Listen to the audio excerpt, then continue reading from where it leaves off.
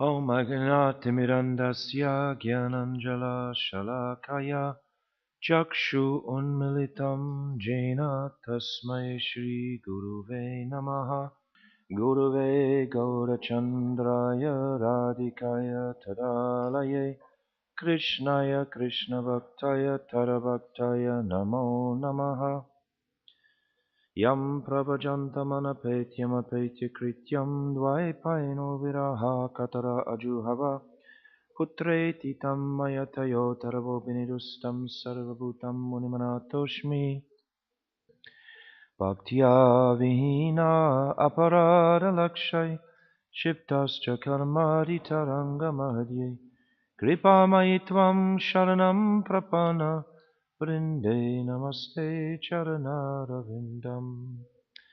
I first of all offer millions and millions of Dandavat pranams unto the lotus feet of my most beloved Gurudev, Nitya Leela Pravishta Om Astod Tarasara Shishimad Srila Bhaktivedanta Narayan Goswami Maharaj. And the same again millions of times unto the lotus feet of our beloved Nitya Leela Pravishta Om Astod Tarasara Shishimad Srila Bhaktivedanta Swami Srila Prabhupada, and all the Vaishnava and Vaishnavi devotees of the Lord, Dandavat pranams. So, we've covered 6 truths, and we've discussed the prameya, the praman rather. So, amnaya praha tattvam. This is the praman. Following the apurushaya, these divine scriptures, not written by man, who is illusioned by those 4 faults: pramad, vipralipsa, karanapatava, and brahm. And then Bhaktivinoda Thakur has described 3 truths about Krishna, Krishna Tattva, all Krishna's Shakti, which is actually what we're going to discuss quite a bit today. This Shakti Parinamvad is what we'll discuss today. And Rasa Tattva, which we've discussed. We just described the analysis of Rasa Tattva, these Vaibhav, Yabhachari Bhav, Sattvika Bhav, Anubhav, the samagri of them all. What is the sthai bhav of the jiva? What are gona rasas, etc. So we just basically described the analysis of Rasa Tattva. We didn't go into anything so complex. We tried to just talk about the vocabulary to give us access there. And then Vivinamsa Tattva, Tad Vivinamsams Cha, that we are separated. Vivinamsa means separated. Separated parts of Krishna's energy, not coming directly from him. This is another topic that we're going to discuss today in connection with Acintya Bheda Abheda Tattva. It's connected. It's all connected. And then Jivan Prakriti Kavalitam, that the Jiva Kavalitam, who is swallowed up by this Prakriti, this material energy. He's so attracted to the material energy that he commits offense to Krishna, not recognizing his supreme sweetness and beauty, but rather he tries to find some pleasure in his own enjoyment of this dull material energy.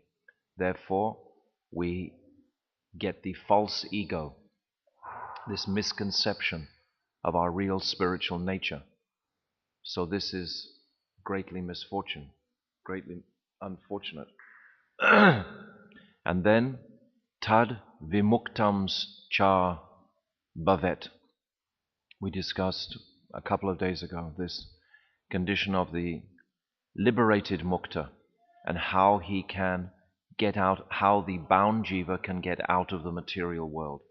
So that essential teaching is sadhu sangha.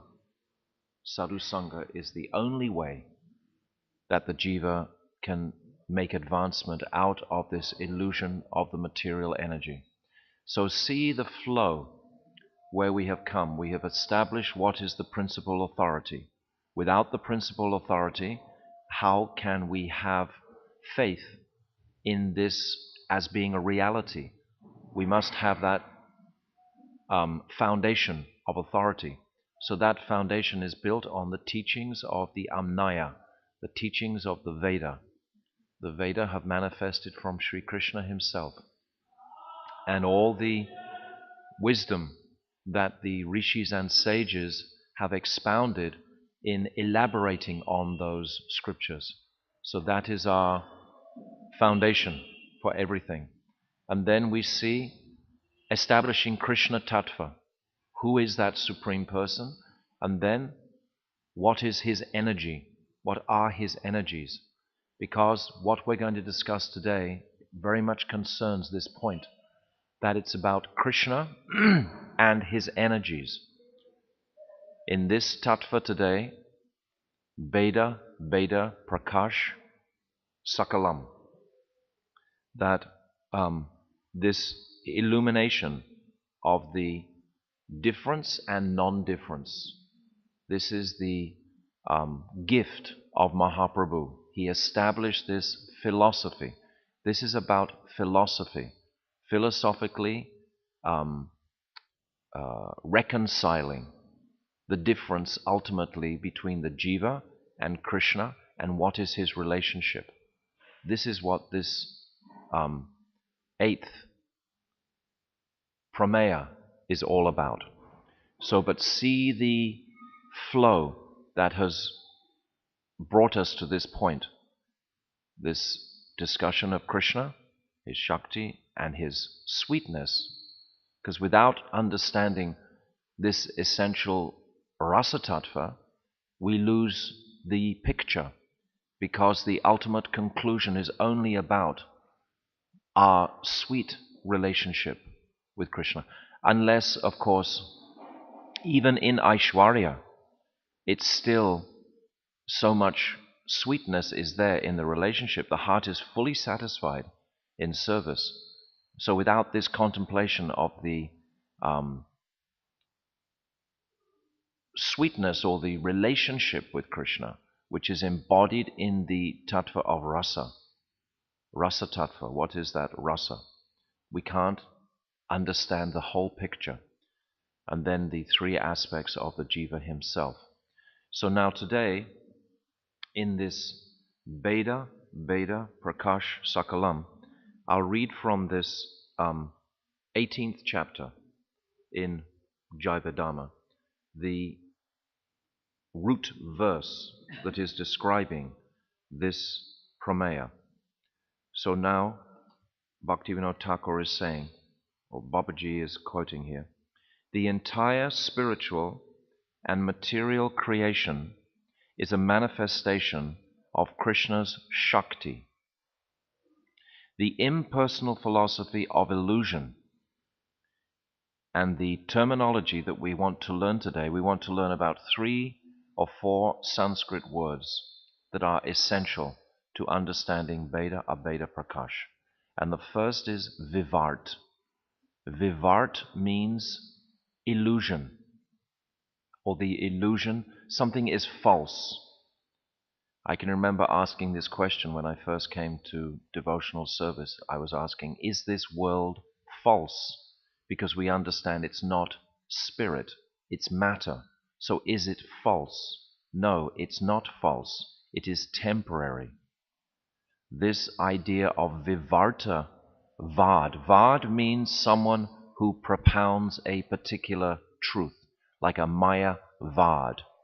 That's someone who tries to establish that the illusory energy is the supreme, Mayavad, this illusion that I am God, that I have manifested this by my own state of consciousness. This Mayavad, or Shunyavad, means that all is empty. This Vad, or Brahmavad, I believe that my existence is progressing towards understand what is the Brahman, what is that all-pervasive light, this Brahmavad. So Vivart Avard, is the same exactly as Mayavad. Vivartavad and Mayavad are the same. It's a belief in the illusion. For example, they say if it's confusing because there's always different aspects of the scripture that need to be reconciled. For example, we hear that if the guru says that the piece of rope is a snake, that the disciple should immediately think, yes, the rope is a snake because he said that. That sort of belief. Or if Guru says that the snake is a rope, yes, I can just pick it up because Guru has said it's just a piece of rope. If I have that sort of belief. So it can be a little confusing. This is like, but this is different. This is a different perspective. Vivartavad means illusion. Something which is actually not. It's like the snake is not a rope. Prem Vivarta is something different altogether. That goes into another category of a description of Rasa Tattva, where Prem Vivarta is that Prem which appears to be not Prem. It's very contradictory. For example, Sri Radha in Braj will never glorify Krishna. She will be more happy to chastise Krishna, and Krishna will be more happy hearing that. So it seems like the illusion is that she doesn't love him, but actually it's Prem Vivartavad. So that is different. Prem Vivarta. That is different. Jagadananda Pandit, he wrote that beautiful book, Prem Vivart. And that's about the contrary nature of love. What appears to be love in this world, oh, I am saying such nice, sweet words to the beloved, but this is not satisfactory in the spiritual world. Those nice, sweet words don't have the same potency as actually chastisement does. It becomes crooked. So this Prem Vivart is the synonym you could say for that is crooked love. Prem Vivart. That is different. That is different. So the impersonal philosophy of illusion, Vivartavad, that's Mayavad, is an impurity that has been produced in Kali Yuga. This impurity was not present prior to the advent of Kali. To the advent of Kali, there was no such thing as Mayavad. It wasn't in existence. Everyone accepted and understood the supremacy of the Supreme Lord. But I've gone many times through the history of bhakti after Krishna leaves this world 5,000 years ago, how the 12 Alvars in South India, they held the truth of bhakti in their way that they would live, etc. They manifested bhakti, pure devotion to Krishna. And then Lord Buddha, he came about 4,000 years ago to stop the animal slaughter that had crept in with the advent of Kali. And then a second Buddha, Kapil Buddha, or Sakha Simha Buddha, he advented about 2,000 years ago, and in the same place as the previous Buddha. But he spoke a complete Mayavad conception. He spoke about nirvana. He spoke about the conception of merging into the absolute, and that you are that absolute ultimately. Ultimately, everything in front of us is an illusion that I have created out of my own consciousness. This is Vivartavad again. Vivartavad or Mayavad. These two words are interchangeable. And then came Sankaracharya, 800 AD, after Jesus Christ. And he brought the Vedic teachings back into India, but he also supported the idea of Vivartavad, which is Mayavad. Sankaracharya's teachings and the Buddhist teachings are practically identical. There's almost no difference, except Sankaracharya supported his teachings from the Vedic conclusions. This is the essential difference. This was the only way that Sankaracharya could bring the Vedic teachings back into India after they had been pushed out by the Buddhists because they had denied the truth of the Veda to such a degree where they didn't want to take the Veda at all. But Krishna wanted the Veda, of course, back in to substantiate the ultimate teaching of Chaitanya Mahaprabhu. So we'll discuss this at a bit more length today. I'll just finish this verse now. The Vedas support Acintya Veda Abheda Tattva, inconceivable oneness and difference as the pure and absolute doctrine. All of the Vedas support this. Vedavyas supported this entirely. But there is some difference here throughout the sampradayas, because I've described before how after Sankaracharya, about 200 years after, 400 years after Sankaracharya, came Ramanujaracharya in 1225, something like that. And he said, no, there is a difference between the jiva and Krishna. There's a speciality between the jiva and Krishna. The word for speciality in Sanskrit is Vaishishtya.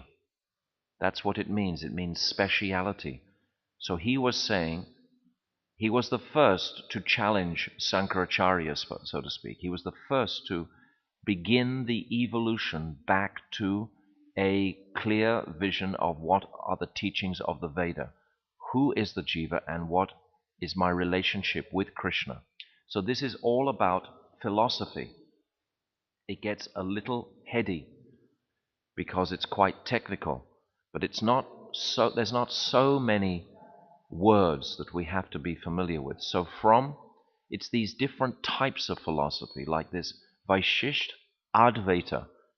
Sankaracharya spoke the philosophy of Advaita. Dvaita means two. Dvaita, like dual, Dvaita. So Advaita means one. This was the philosophy of Sankaracharya. So now Ramanuja is speaking Vaishisht Advaita. There's a speciality in the oneness. It's not the jiva and Krishna are the same. There is a speciality here. And then only 100 years after that, in 1315 or 20 something, I'm not sure of the date exactly, Madhvacharya manifested. Madhvacharya is Hanuman, Bhima, and Vayu, a very powerful personality. He has these demigods residing within him. So this philosophy is called Dvaita. It's called completely two. He was saying that it's not a speciality, Dandavat Smaraj. It's not a speciality, but it's a complete distinction. Dvaita Vad. It's absolutely two. A clear distinction between the jiva and Krishna. So Madhvacharya, he analyzed this much more closely than had Ramanuja. He established this. He also, in his life, took great effort to defeat the Mayavad conception. He took particular focus on purifying that Mayavad misconception, more so than Ramanuja. Ramanuja, the two teachings that Chaitanya Mahaprabhu took from Ramanuja were service to the Vaishnavas and pure bhakti. These were the two teachings, the prominent teachings that Mahaprabhu took from Ramanuja. And the two prominent teachings that Chaitanya Mahaprabhu took from Madhvacharya were his prowess in the defeat of Mayavadism. And the way he was able to do this so strongly was the establishment of the murti, of the form of Krishna. Prior to that, Sankaracharya's teachings, following the Buddhist idea, was that there is no form of Krishna. It's all nirvishesh. Nir means without. Vesh means like form or dress. So nirvishesh, without form. He established the sa vivesh. Sa means with form. This murti form. He established, made an impression in the consciousness of all those souls. Because he was such a powerful personality, because he had Bhim saying within him, because he had Hanumanji also was there, and also was Vayudev, the wind god, was also within Madhavacharya. He was an exceptional personality, like Sankaracharya. Sankaracharya is Shivji himself, and we'll discuss. I'd like to read from Jivadhamma what Babaji says about Sankaracharya, because it's very beautiful, it's very clear, his description there. So see this evolution, where it's coming.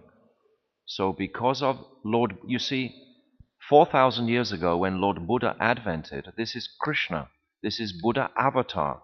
He's one of the avatars. So how powerful is Krishna himself? What sort of influence and impression is the Lord himself going to make on the consciousness of men? So he made this consciousness in a separate mood to the scripture, to his own scripture, for a specific purpose. This was his lila. This is a Dash Mula, a Dash avatar, one of the 10 avatars. So because of that strong impression of the impersonal path, then it needed such powerful other acharyas like Madhavacharya to put that philosophy back on track again. Otherwise, the root of Shuddha Bhakti would be lost in this world. So let me just finish this translation of this Das Mula 8th verse. So the Vedas support Acintya Veda Abheda Tattva, inconceivable oneness and difference, as the pure and absolute doctrine. Now I haven't described Vishnu Swami or Nimbaditya. I'll describe these in a few minutes. This is a much more refined view of the philosophy. It still has some impurity which Mahaprabhu will purify, and that in principle is called Vastu Parinamvad. Okay, I have to just take a deep breath here and just explain these words clearly. Parinam, I've already described Vivart. Vivart means exactly the same as Mayavad. It means illusion. Now this word Parinam is very important here. This word Parinam, it means transformation. That's all. It's not difficult. Parinam. Parinam means transformation. So, just for example, the yogurt is the parinam of milk. Milk is the original element, you can say, or vastu. We've discussed this word vastu before. Vastu means an object which has complete independence on its own. It's a separate entity entirely. Krishna is a vastu. The jiva is a vastu, and Maya is a vastu. These are the three essential vastus. Vastu is like, I described this just the other day, but I'm describing it again in relationship to something a little more different. This is quite a complex topic. I was telling Sajjan Maharaj last night I was very intimidated to come and speak this topic because it's inconceivable. So how can I speak it if it's inconceivable? It's very hard to understand. But if we get these 4 essential terminologies clear in our mind, then we can make some headway. We can navigate through. But we have to understand this. Otherwise, we won't understand how this philosophy evolved. And if we meet someone at a future date who is supporting a different sort of philosophy, we will have the foundation of this truth and understand it clearly. What is Acintya Veda Abheda? Essentially, that philosophy itself is very simple. It's difference and non-difference. But why was it so essential for Mahaprabhu to establish that? It's because this philosophy, followed by the 4 sampradayas before Mahaprabhu, were following the philosophy called Vastu Parinamvad. Now, Vastu Parinama, what does that mean, Achyuta? From what I've said, explain to me.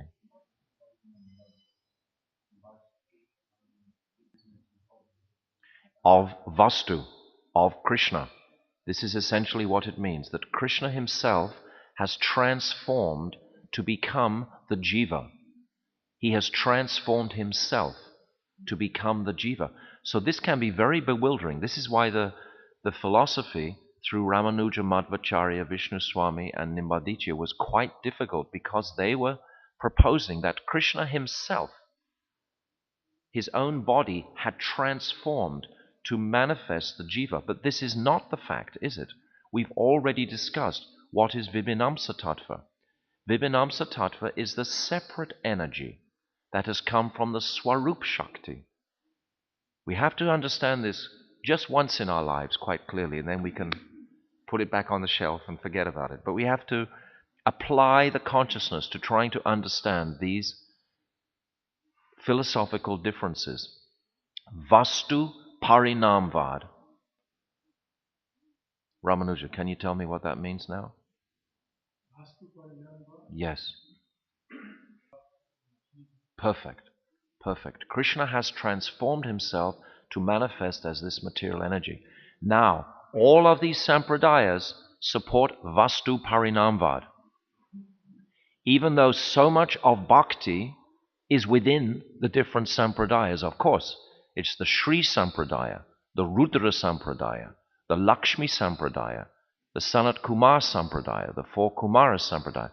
Of course, there is so much bhakti there, but this essential philosophical truth was absent. The actual truth that Mahaprabhu established is Shakti Parinamvad. It is Krishna's energy that has transformed, not himself. There is a big difference in this. I think this stumbling block is like trying to understand who is the identity of Baladev Prabhu. Baladev Prabhu has not manifested from Krishna. It starts with this question. I'm trying to make it very simple here. We're thinking sometimes, perhaps previously to understanding clearly this philosophy, that Baladev came from Krishna. No, he comes from Swarup Shakti. Everything is coming from Swarup Shakti. That is Krishna's energy. Understand the meaning of that. It's all his energy. Swarup, Krishna's own Shakti. So from that Swarup Shakti are the functions of Sat, Chit and Anda, manifesting this Sangvit, Sandini and Hladini Shakti. They are manifesting from Swarup Shakti. Baladev Prabhu, all of the avatars, ultimately. The knowledge, the Chit Shakti, is manifesting from Krishna through Swarup Shakti. So the philosophy of Shakti Parinamvad was the conclusion that Mahaprabhu manifested. This is important to know. Otherwise, because sages and rishis, they would sit for their lives discussing many philosophical conceptions. And if this foundational conception was erroneous, if it wasn't completely correct, then how could the ultimate recognition of the absolute reality be clear to them? Only this, by understanding this, it heightens our respect and our affection for Chaitanya Mahaprabhu. What he did, he balanced everything, he put it in order, he reconciled everything with this Acintya. It's inconceivable simultaneously. All we have to do basically is hear, is simply read and pray for Gurudev's mercy at some point to understand something of this topic, something of this nature. But I described how this evolution of understanding has developed through the different sampradayas and ultimately is concluded, reconciled by Mahaprabhu. And as I said at the very first day of this discussion on Das Mula, that we've reached the point in the different prameyas of reconciliation between Krishna and the jiva. We've spoken three aspects of Krishna: Krishna Tattva, Krishna Shakti, and Krishna Rasa. And we spoke three aspects of the jiva: Vibhinamsa Tattva, that jiva who is bound by Maya, Bada Jiva, and the Nitya Mukta Jiva, those eternally liberated. Now, what is the relationship between the two?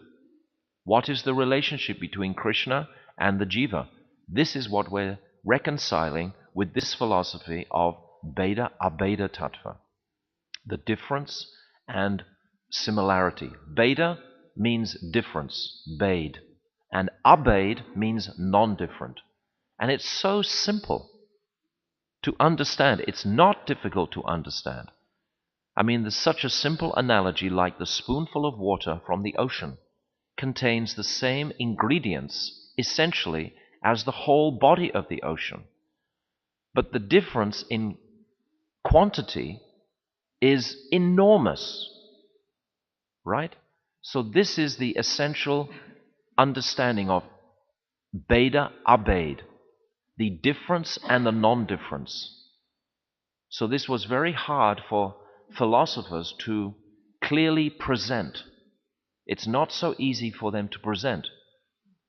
If you're thinking it's Vastu Parinamvad, if you think everything has transformed from Krishna himself, so I am part of that supreme God, this can lead to a Mayavad conception, which is what was present before Mahaprabhu, more clearly amongst these philosophies. So this is what Mahaprabhu is expelling, this Vivartavad, this Mayavad conception, Sunyavad conception. This is what he's purifying totally. There's not even a grain left after his teachings. So understand these words, this terminology: parinam, transformation; vastu, an essential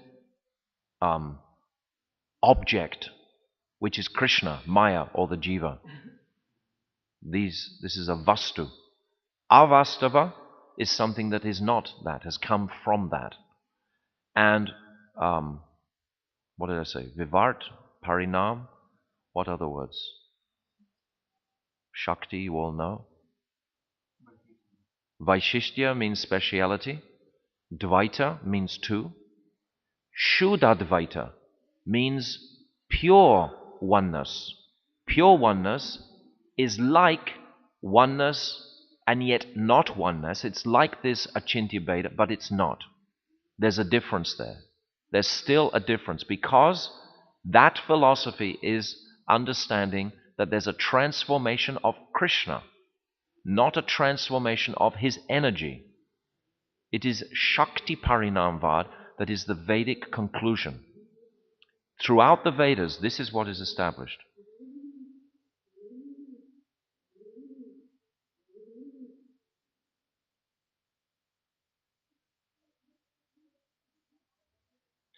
Now it's saying here that Sankaracharya, he used the Vedanta Sutra to support his impersonal theory of illusion, which is called Vivartavad.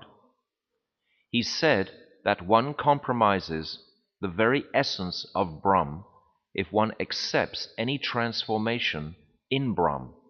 So now it becomes very complex when we start to appreciate this idea of a transformation of the Brahman, or of that impersonal entity.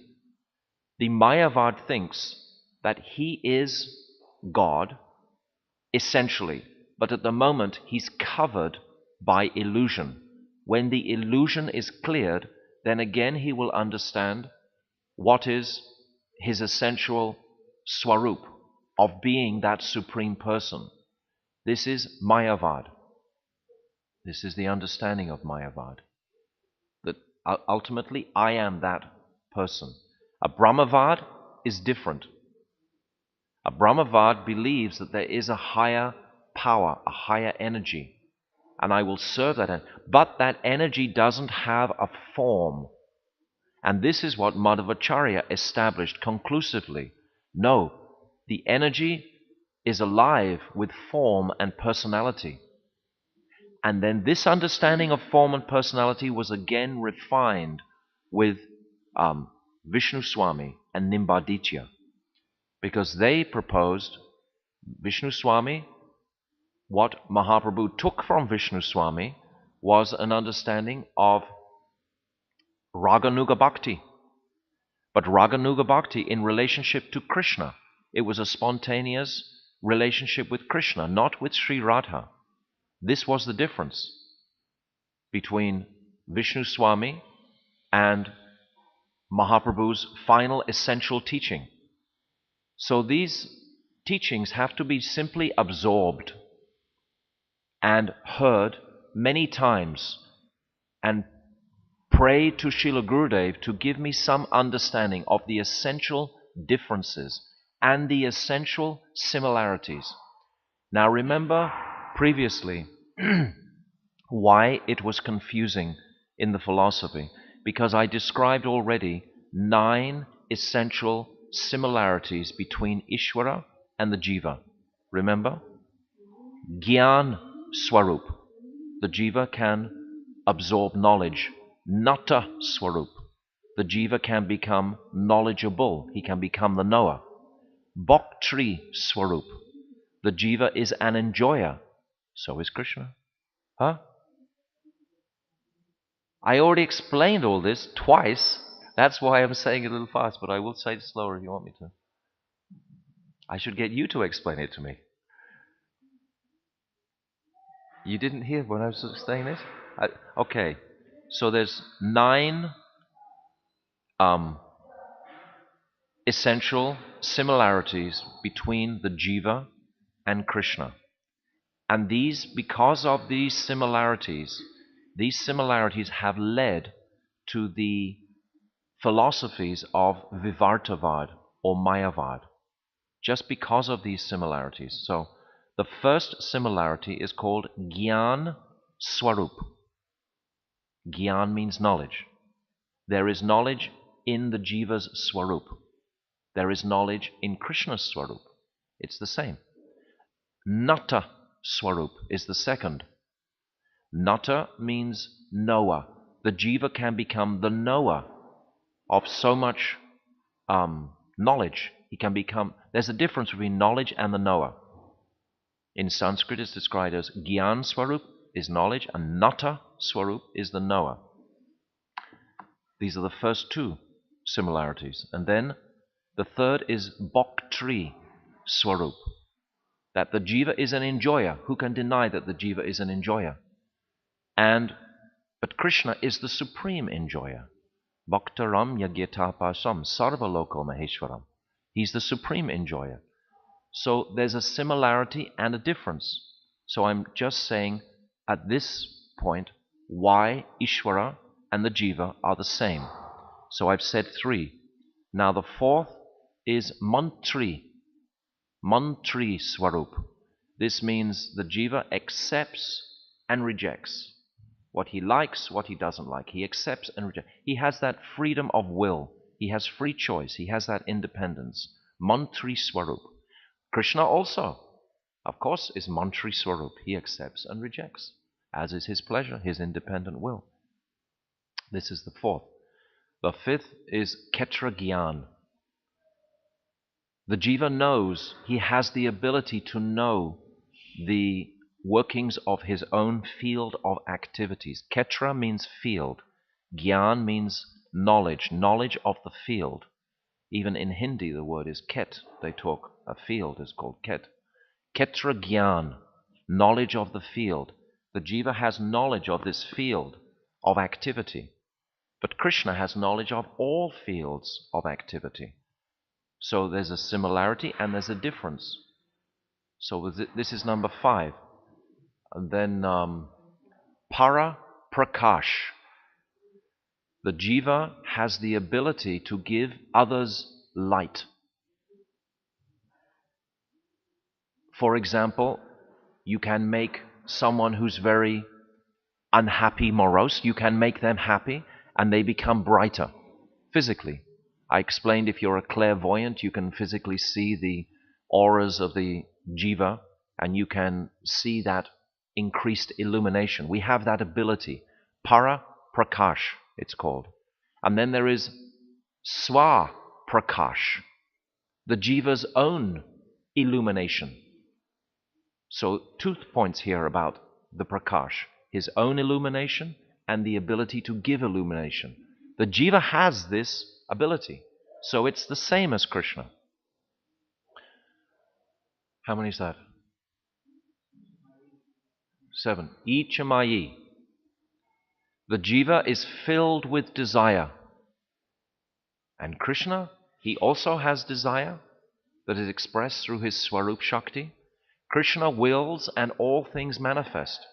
It is by Krishna's desire that Swarup Shakti acts. So we also have desire. So this is a similarity.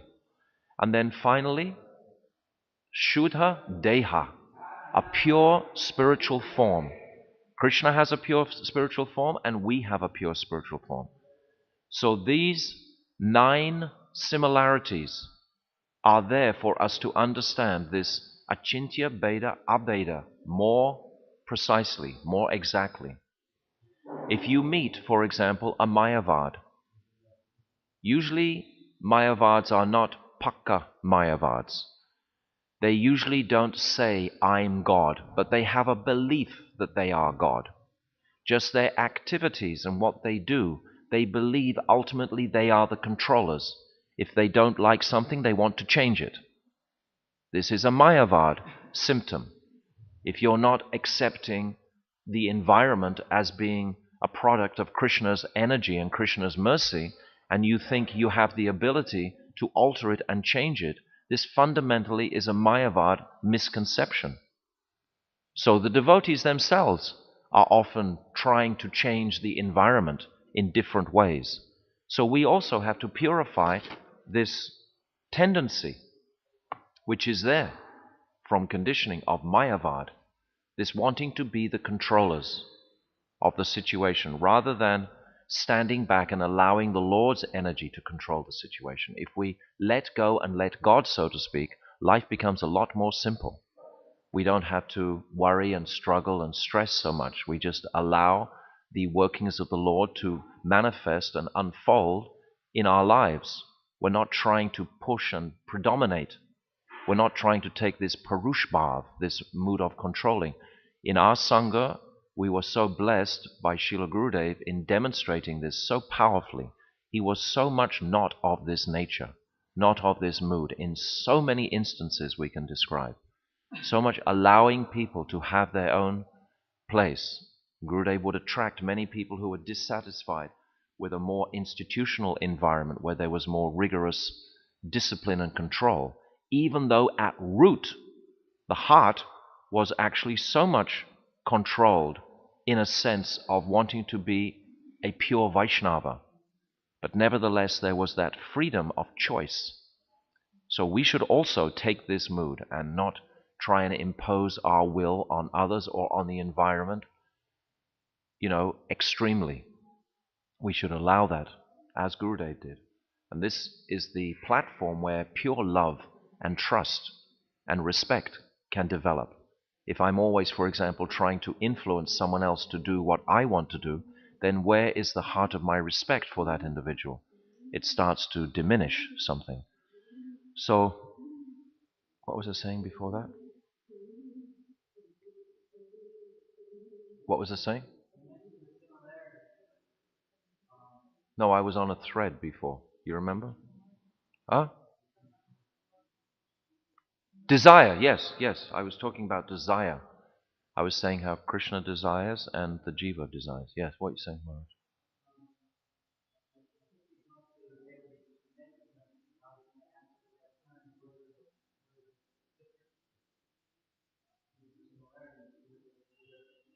All of these differences, Maharaj is asking, what are the differences? These are the similarities. These are what Bhaktivinoda Thakur, Babaji, is explaining in the previous chapter about the jivas being liberated from Maya. He's explaining the difference between Ishvara and the jiva. And first of all, he takes length to describe what are the similarities. These are just the minuscule similarities. Minuscule is the word to understand. If you have something that is minuscule, it means you have something that is maximized. And that difference, always the difference, is the tilting factor, so to speak. It's always the difference that has prominence.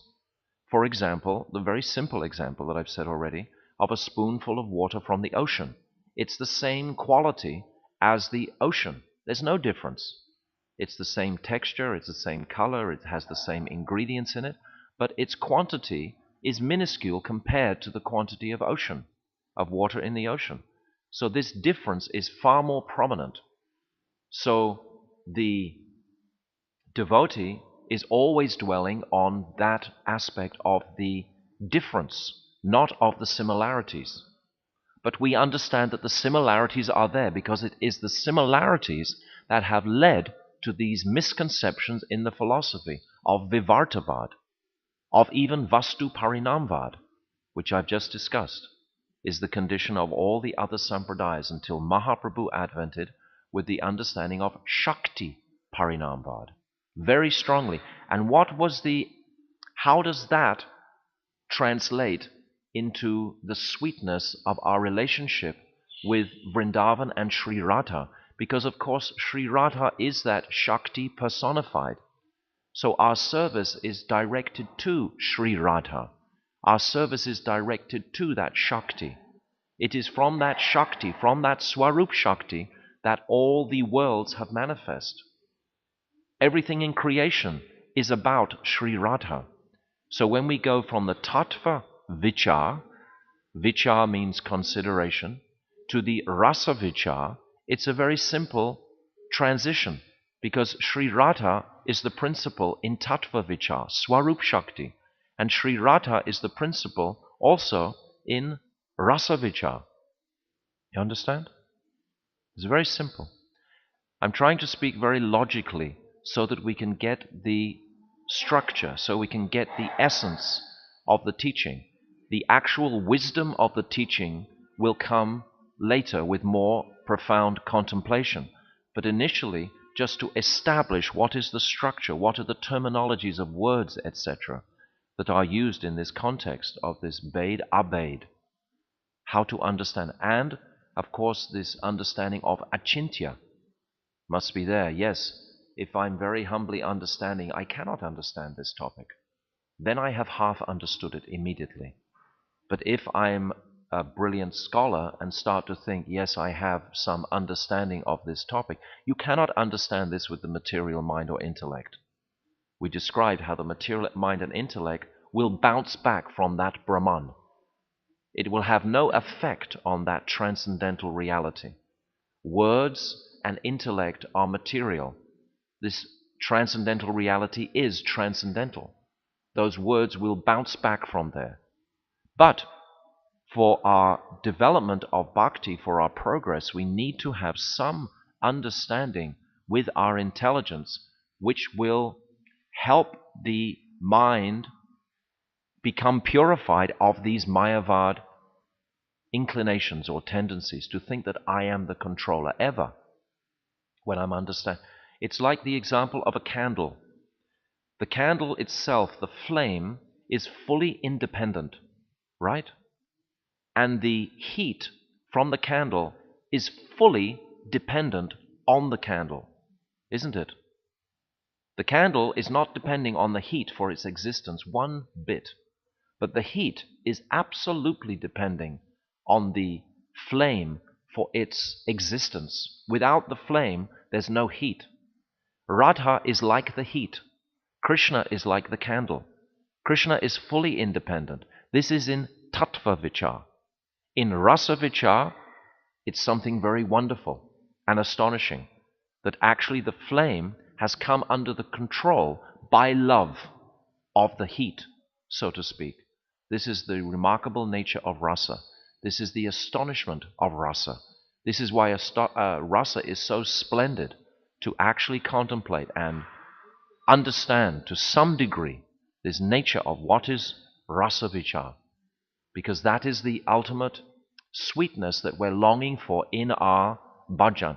All of these descriptions of what is Acintya Beda Beda must lead to this conclusion of a more enthusiastic desire to enter into Rasa Tattva, to enter into Lila. This is the goal The goal is not Tattva Vichar. Gurudev has described so many times. Tattva Vichar is like the horse, but the rider is on the horse. It is that Rasa Vichar, it is that Leela, Vrindavan Leela. That is the place. That is the conclusion. That is the place of the heart. These topics that we are discussing now through this Dasa Mula are the ontological truths of spiritual reality that have been sifted out and brought out from the Veda. And Bhaktivinoda Thakur is enunciating them. He's giving them very clearly for our foundation to spring into Leela, to know enough tattva to enter Leela. You can't go into Leela unless you're fully conversant with the nature of Krishna's energies.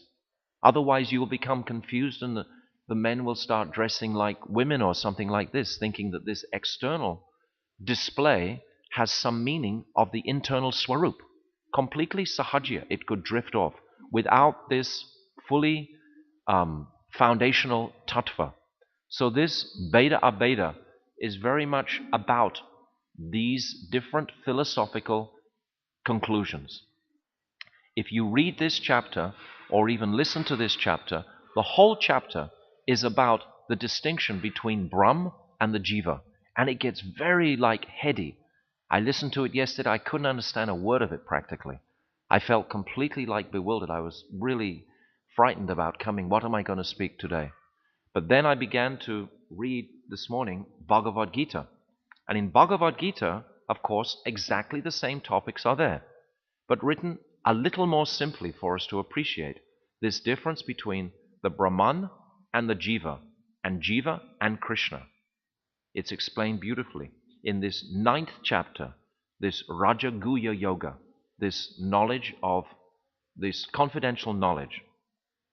And Krishna is saying, this whole universe, in the 4th verse, this whole universe is pervaded by my form, which is beyond material sense perception. All living beings are situated in me, but I am not in them. The actual depth of this verse is described by Srila Vishnu Chakravarti Thakur and Srila Gurudev in their commentaries. I'll just read now Srila Gurudev's commentary because there's not so much time. But if you have time later, please read Srila Vishnu Chakravarti Thakur's. He gives it very clearly, but Gurudev fluffs it out a little more. And he starts his commentary on this verse by talking about parinam. He says parinam is milk. He says milk is a pure substance.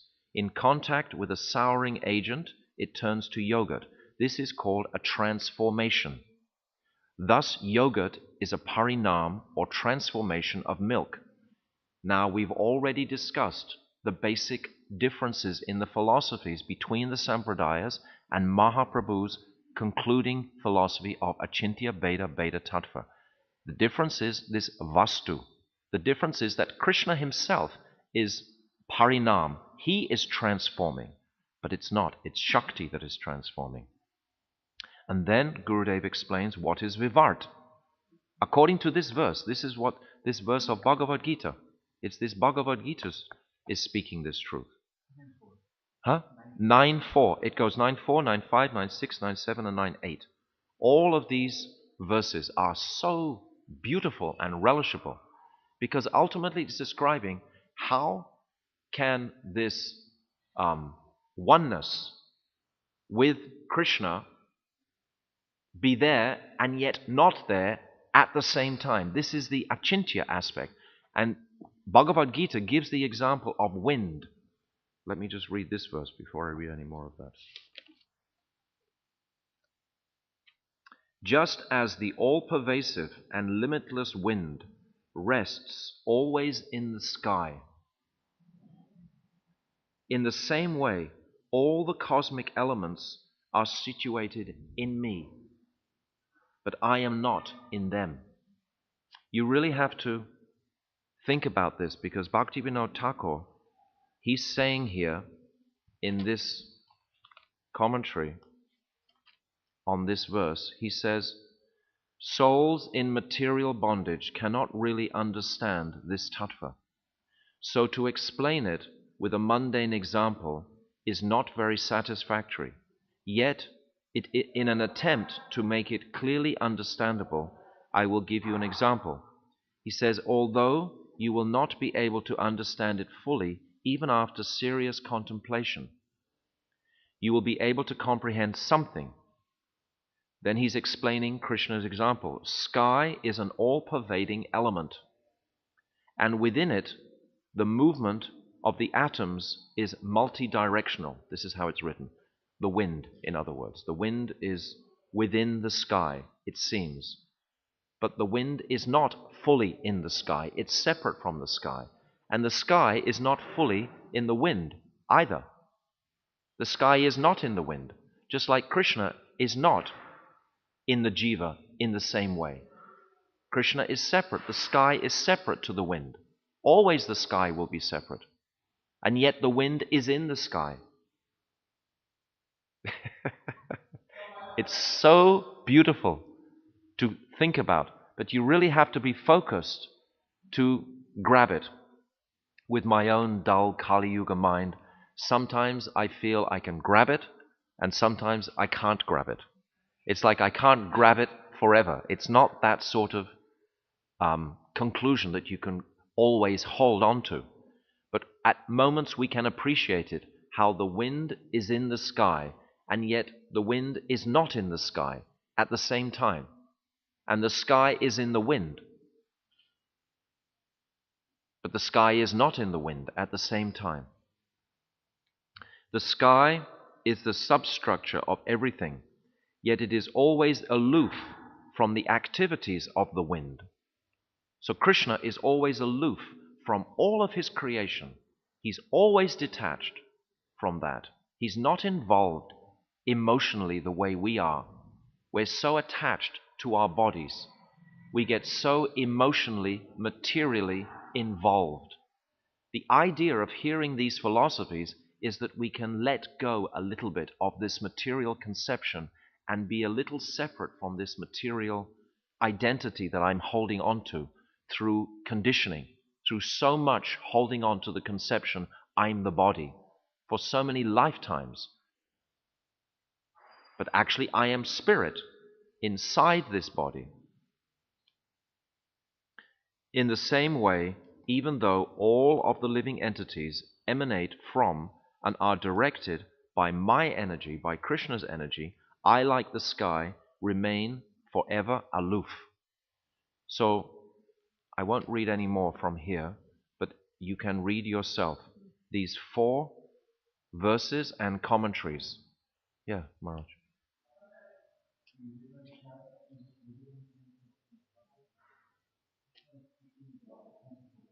Yes, yes,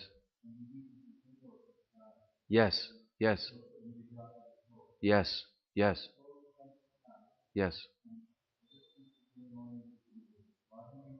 Beautiful. Yes, yes, yes. Shoti Maharaj is saying, yes, yes, yes, yes, yes, yes. Beautiful. Perfect. Yes. He's describing from the 11th canto, which, as I've often said before, embodies the principle of detachment. This is the Abhideya Tattva. So these 24 gurus that are being described by Dattatreya, actually, there's something not... The commentaries make it all reconciled. But Dattatreya is described as something of not entirely freed from this impersonal or Brahmand view. Nevertheless, he gives this beautiful example that the jiva is like the sky, and the sky is never actually completely involved in this material situation, even though it seems to be.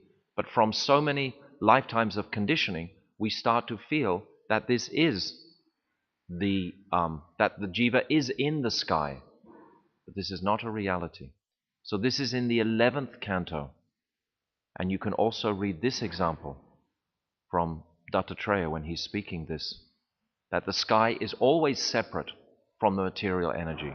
And ultimately, we are always separate from this material existence. But we have chosen to be involved through our attachment.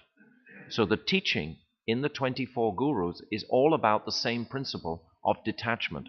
This principle of detachment is the teaching of the 11th canto, which is the Abhideya Tattva. This Abhideya Tattva is principally what is the method to realize these truths. It's becoming detached from this material state of consciousness on so many levels. And that is the negative aspect, so to speak. The positive aspect has already come prior to that in the 10th canto. In the 10th canto, what is the sweet relationship between Krishna and the gopis, etc.? This is actually the positive understanding. When this love, by the power of that affection and attraction, that will give us the strength to understand what is pure attachment ultimately. If we try to use our intellect just to realize what is detachment, we'll never actually get to that place, because the real truth is what is attachment. What is attachment to the sweet pastimes of Radha and Krishna. This is why Srila Gurudev would just tell us repeatedly over and over and over again about the 10th canto pastimes. Constantly we'd sit at a big festival, people would come, hundreds and hundreds of people from all different walks of life, all different mental conditions, and Gurudev would just steamroll through everybody with pastimes from the 10th canto. Because just by hearing those pastimes, that is sufficient to develop ultimately attraction, which is the goal. And by that attraction, automatically this hridrogram, asavapinoti acharena dira. We described yesterday this verse, Vikriditam brajavadubiyatam cha Vishnu, shradanvito nushrunyat artavarenyam ya. That by hearing about these sweet pastimes, then bhaktim param bhagavati labhya, then pure bhakti will come in the heart. This is the process. First we hear about from the 10th canto, and then this detachment comes. So I'm just adding that to what you said. Rather than just, we hear the philosophy, we're hearing now the understandings of the difference, these different conceptions. Nevertheless, we have to be very assured that the goal of hearing this is to step into Lila. We should always, when we're presenting these topics, as I've said many times, reconcile everything on the platform of love. If you reconcile everything on that platform, then you can have some understanding of it. If you're trying to reconcile it logically, intellectually, scholarly, you're not going to have any taste, and it's not going to lead to the supreme conclusion. You're going to end up in Vaikuntha at best. The truth. And then hridroga masavapinoti, then the lust from the heart goes. The lust of what? Attachment. It's that attachment which is lust.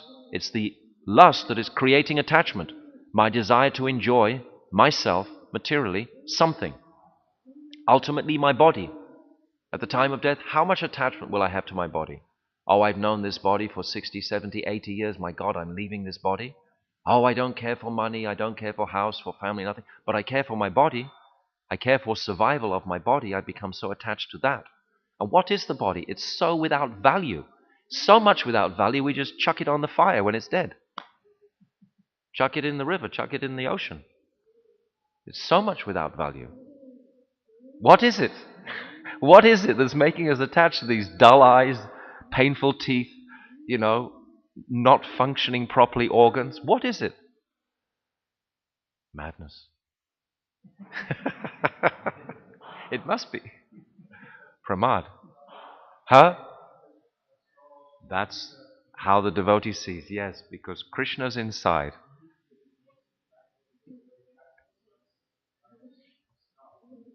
So if Krishna is coming and saying, oh, now, my dear, darling soul, I'm going to take you out of here, and you say, no, I don't want to go.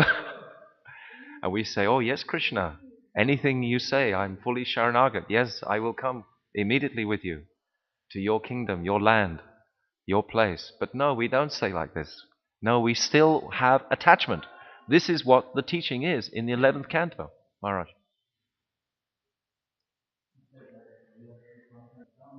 Yes. Yes. Absolutely, absolutely. But I'm saying this because many schools of Gaudiya even make so much emphasis on just the Tattva and Siddhanta and don't take you into the Leela. Many speakers perhaps will speak so eruditely on the Tattva and Siddhanta, but if you don't go into the Leela, where we saw our Gurudev very courageously, regularly going into the Leela, giving us this taste of Leela, then however much Tattva and Siddhanta we know, we're not getting the end jewel, we're not getting the result of that sweetness of Madhurya. It will be denied us. So as you very carefully say, both are absolutely necessary.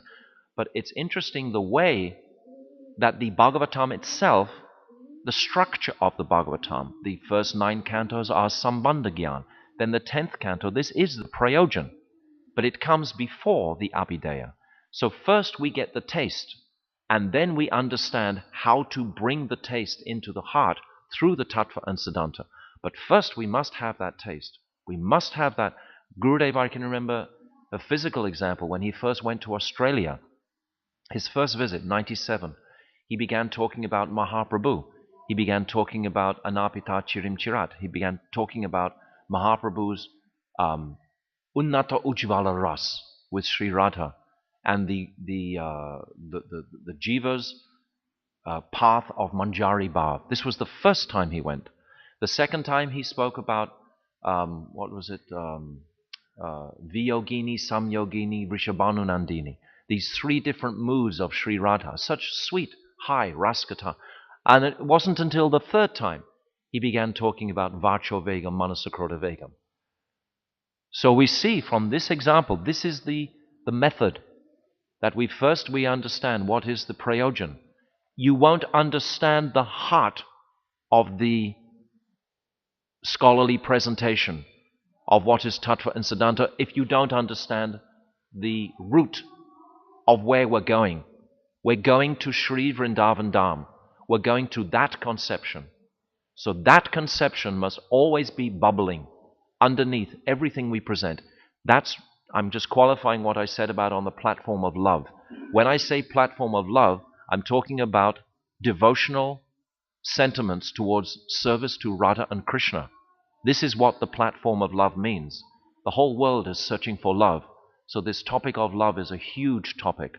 But ultimately, as devotees, we're understanding to purify our selfish tendencies of trying to have self-love, which is what the Brahman conceptions are all about.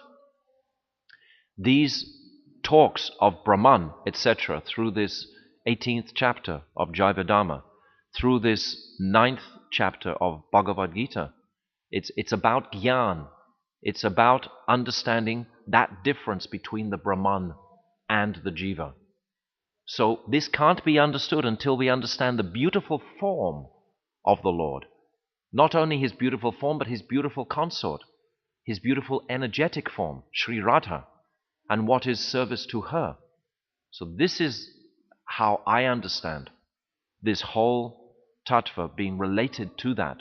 Unless it's related on a platform of love, I can't understand. It doesn't make sense to me. It's just like lots of high-blown words, all very scholarly, like mathematics. I was never good at mathematics. It just becomes dry. So what you're saying, I completely support. Totally correct. Srila Gaura Govinda Maharaj knew how to encourage.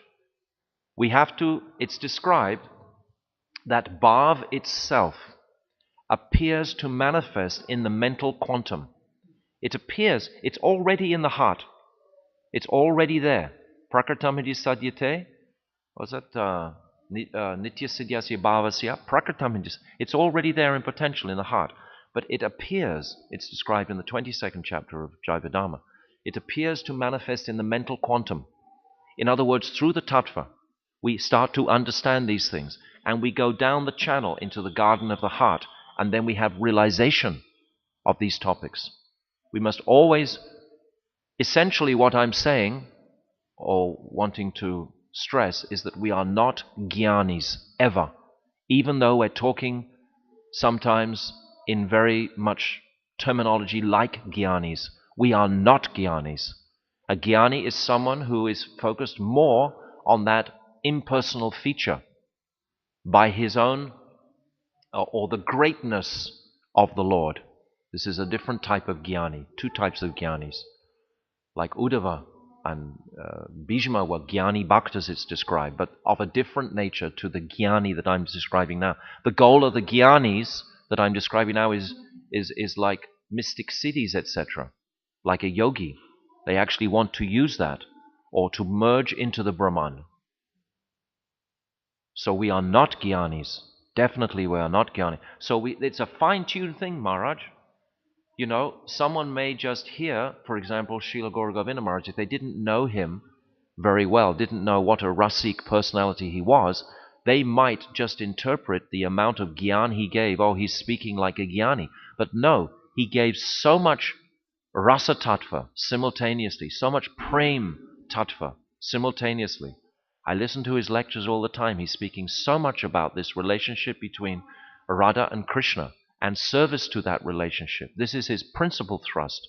But we need to purify this dross ignorance, this darkness of ignorance, with knowledge to reach the shining jewel of affection and attraction to Radha and Krishna. This is the goal. Bhaktim param bhagavati labhya. Then hridroga masavapinoti. Then this disease of the heart will be purified. So it's a good point you brought up. I'm happy you brought that. Because we have to realize conclusively that we're not, even though this particular chapter, if any of you can take the time to read this chapter, it seems like, wow, it's so heady. You know, it's not easy to understand these different philosophical conclusions of these great personalities like Sankaracharya, Shivji himself, you know, presenting these conclusions, these philosophical conclusions, and then having them purified by Madhvacharya, Vishnu Swami, Nimbaditya. You know, it's very intensely works your brain out. And if you don't know what is the conclusion at this point, then you're just going to wander away. If you know that all this is leading to the next section of Jivadharma, which is Rasa Tattva. And even within Rasa Tattva, you've got to go through a whole lot of stages before you come to the 38th or 37th chapter, where it's starting to describe the Astakalya Leela. When actually we come to that place, this is actually when Shuddha Bhakti, Shuddha Bhaktim, this will be what we will discuss tomorrow. This Shuddha Bhaktim is the 9th Prameya. Shuddha Bhaktim. What is the Abhideya Tattva? What is pure Bhakti to Krishna? So fundamentally, just in essence, this 8th or 7th Prameya, number 8, is describing what is the similarity and difference between Jiva and Krishna and how to reconcile the difference in the relationship. Because it's only about love. It's only about, we're only interested in what is this loving relationship with the Lord. This is the only thing that's going to capture my heart. If it's something just, you know, in the mental quantum all the time, that's not going to keep me inspired. We want living experience of these realities. And that living experience means we want to have a transcendental affectionate relationship. Unless we're having a transcendental affectionate relationship, we're going to be very disappointed. We want to become more and more hungry for that. Sometimes when I hear so much Tattva Siddhanta, I start to become more hungry for the sweet Prem Katha, which will give us the more, you know, heartwarming place. We have to have that balance. Both must be there. But as we progress, there is actually less and less emphasis put on this tattva. As we progress, there's more and more emphasis put on the bhav bhakti.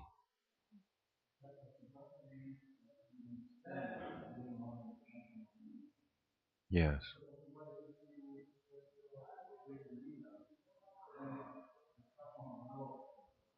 Yeah. Yes. Covered. Yeah. Yeah. It's a fine line. It's a fine line of balance for every individual. Some individuals have the capacity to immediately be attracted to Krishna's pastimes, just naturally through their sanskars and sukritis from previous births.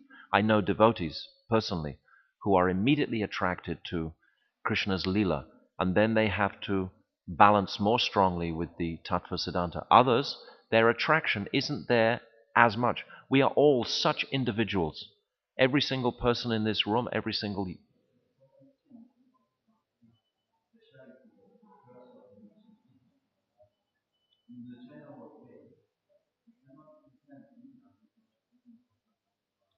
And again, if you present... Yes, yes. But again, if we present too much tattva, this also becomes a problem. Both have to be balanced. Both have to be balanced. It's the harmony. Yes, pastimes. Yes. The tattva that is related to the pastimes is what Maharaj is saying. Yes. Yes. Yeah. Yeah. Yeah. Maharaj is giving the example of Gita Govinda. In Gita Govinda, unless it was explained clearly, I'm saying it for the sake of the microphone, because the recording's going to other people. So I'm repeating something what you're saying. So if the commentary in Gita Govinda is not clear, then immediately we will just interpret like the relationship between young boys and young girls. So Rasa Tattva has to be very clear. Just like when Babaji presents this in Jaivadharma from the 26th chapter through till the 27th chapter, then uh, it's very tattvically supported in every single way. And then all the different descriptions of all the different duties, the different types of affection, attraction, the different sakis, etc., the different sevas, they're all very beautifully described. And Bhaktivinoda Thakur he himself says that you cannot understand this rasa tattva simply by hearing about it. So this is like the first stage, but first we have to hear something about it, just to get some greed to actually enter into it. But it's the principle of our sadhan bhajan, which is going to give us entrance into this. But what is the fueling ingredient for our sadhan bhajan is greed. Without that greed, that labhya sudulabham, without that, no, no. Krishna Bhakti Rasa Bhavitamati Kriyatomiti Talabite Tatra Lolyam Apimulyam Ekalam. This lolyam, without this greed, then we're not going to be fueled to go into this lila. So the tattva will give us some inquisitiveness, some inspiration, and some fundamental appreciation of the transcendental reality. It's not material. It's fully transcendental. It's an interesting topic you brought up. I would like to talk about it much more, about what the materialist concludes about what is love, because we're always saying this in the world, and what the devotee understands about what is love. It is completely different.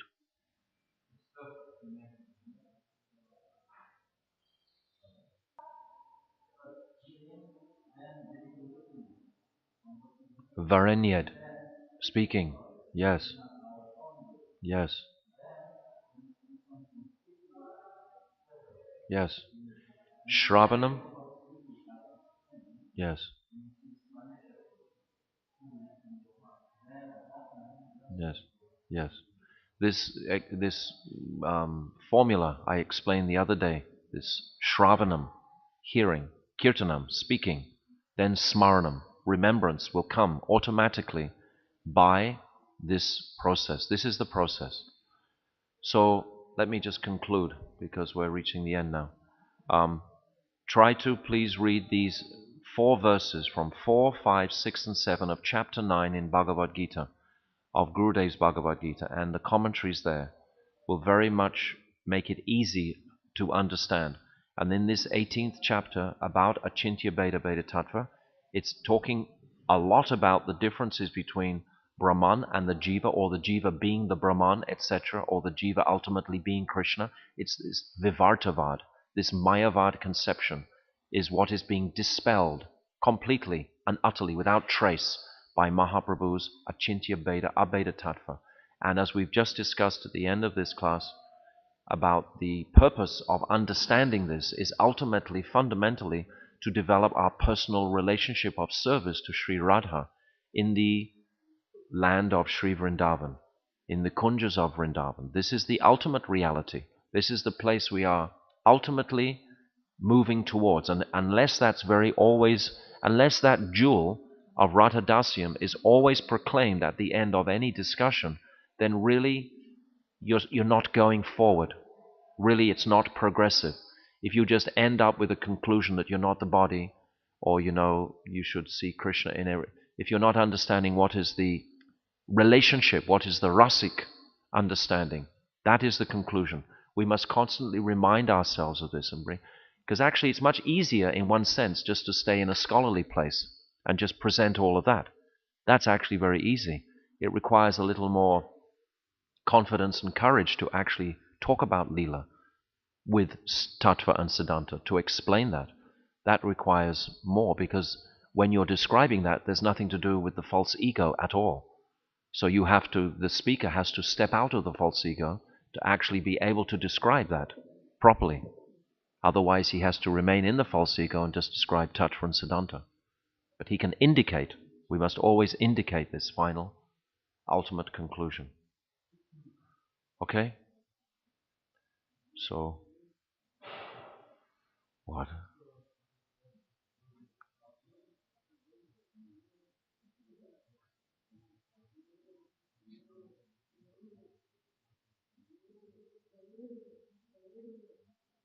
Yeah, Prabhupada explains it very nicely, like a king. The king's energies are spread throughout his kingdom. The king himself is not in the kingdom. The king is sitting in his palace with his queen. But the king created the government departments. The king's presence in his teachings, in his desires, are held by the government departments. Those government departments are carrying out the king's orders directly. The people are receiving the king's orders, but it's not directly from the king. Similarly, Krishna is creating these worlds, but he's not doing it directly. His energies are doing it. It's Shakti Parinambad. It's not Vastu Parinambad. It's a beautiful, sublime difference. It's very sweet. So Prabhupada also, Padabja Prabhu is explaining that in his purports. I read those also this morning, just to get more clarification. And he gives even more simple step-by-step process to understanding these differences. 4 verses. 4, 5, 6, 7, and 8. Or 5 verses. And their commentaries. If you read these along with this chapter of Beta Abheda Tattva, and understand what we have spoken about at the end as being the final conclusion, understanding that we want entrance into service in Vrindavan. This is the purpose of understanding this, not to become jnanis, not to know how well I can speak on these topics or define the difference between, like for example in Vedanta Sutra, it's so analytical. It talks about, is the snake the same as his coils? For example, it gives examples like this. It goes very, very deep, thick in the mind of, is a snake the same as the coils of the snake? Or are the coils of the snake different from the snake? You can have that whole discussion. So that's where it can lead if you go like so far into it. But we're not jnanis. We're looking for what Shoti Maharaj was talking about. We're looking for what Srila Gaura Govinda Maharaj presented as the absolute reality. What our Gurudev has presented as the absolute reality is entering into Braj. Entering into Braj Leela on the horse of Tattva. Always we are carried. This is how Gurudev would describe. Know enough Tattva to enter Leela. That we are the rider on the back of Tattva. But the purpose of where we're going with Tattva is to Leela. Never forget this teaching, because this was one of the most beautiful, strongest teachings of Srila Gurudev. This was what he was cutting through with, because many, even Gaudiya places of discussion, they will dwell on the Tattva Siddhanta more than the Leela. But Srila Bhaktisiddhanta Saraswati said, I have cut so much Mayavad jungles in my life. I wanted to talk about Swadhina Bhartika, this heroine that has controlled the beloved. He wanted to talk about these topics more, but he had to cut the jungles. Our Gurudev in particular didn't waste so much time just cutting the jungles. He just didn't do that. He went straight for the jugular. He went straight for Braja Prem. Of course, he discussed so much and so extensively Prahlad Charita, Ambarish Charita, so many, Parajanya Charita, so much other aspects of the Bhagavatam. But in principle, he was pushing us to the 10th canto's pastimes. Srila Gurudev ki jai, Jaiva Dharma ki jai, Acintya Veda Abeda Tattva ki jai, Anantakota Vaishnava Vrinda ki jai, Gold Premanandi, Hari Hari Bol. Hare Krishna, Krishna Krishna, Hare Hare, Hare Rama, Rama Rama, Hare Hare, Hare Krishna, Krishna Krishna, Hare Hare, Hare Rama, Rama Rama, Hare Hare. Hare Krishna, Krishna Krishna, Hare Hare, Hare Krishna, Krishna Krishna, Hare Hare, Hare Rama, Rama Rama, Hare Hare, Hare Rama.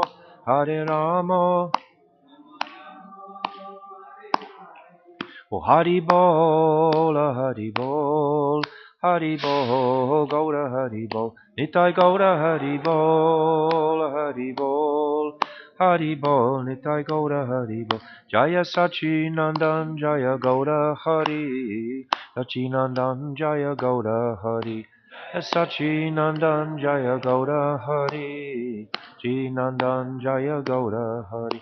Jaya Radha Gopinatha Radha Gopinatha Radhe Radha Gopinatha Radha Gopinatha Radhe Jaya Radhe Radhe Radhe Radhe Shri Radhe Radhe Radhe Radhe Radhe Shri Radhe Jaya Vrishabhanu Nandini Radhe Radhe Vrishabhanu Nandini Radhe Radhe Jaya Vrishabhanu Nandini Radhe Radhe Vrishabhanu Nandini Radhe Radhe Vrishabhanu Nandini Radharani Brajeshwari ki jai Shri Radha Gopinath Ju ki jai Satchinandana Gaurahari ki jai Srila Bhakti Vinod Thakur ki jai Dasa Mula Tattva ki jai Anantakota Vaishnava Vrinda ki jai Srila Gurudev ki jai Gold Premanandi Hari Hari Bol Vanchakalpatarubhyascha Kripa Sindhavevacha Patitanam Pavanibhyo Vaishnave Namo Namaha.